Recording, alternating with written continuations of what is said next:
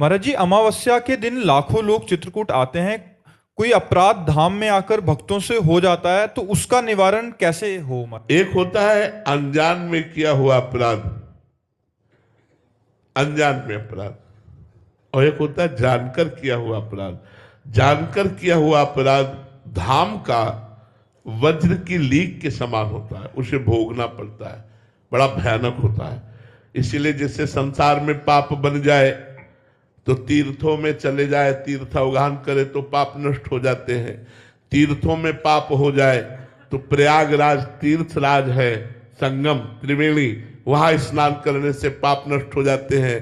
तीर्थराज प्रयाग में यदि पाप बन जाए तो भगवान की पुरियां हैं, सप्त पुरियां हैं, अयोध्या, मथुरा, काशी, कांची, अवंतिका, पुरी, द्वारावती आदि। इन पुरियों में जाने से पाप नष्ट हो जाता है। पुरियों में पाप नष्ट हो तो फिर धाम, जैसे भगवत धाम वृंदावन, भगवान का परम पावन, अगर धाम में अपराध बन गया तो फिर ये वज्र की लीक हो जाता है। अनजाने में अपराध होना, जैसे हम चल रहे, कोई चींटी मर गई, किसी जीव को कष्ट हो गया, अनजाने की बात भगवान क्षमा कर देते हैं। लेकिन अब जैसे आप परिक्रमा मार्ग में चल रहे, आप मसाला खाए, आप थूक रहे, आप बीड़ी पी रहे, आप दोना में कुछ खाया फेंक दिया, अब वो थूक किसी वैष्णव के चरणों में पड़ा जो नाम गुरुमंत्र जपता चला जाए, तुम्हारे सारे पुण्य नष्ट हो जाएंगे।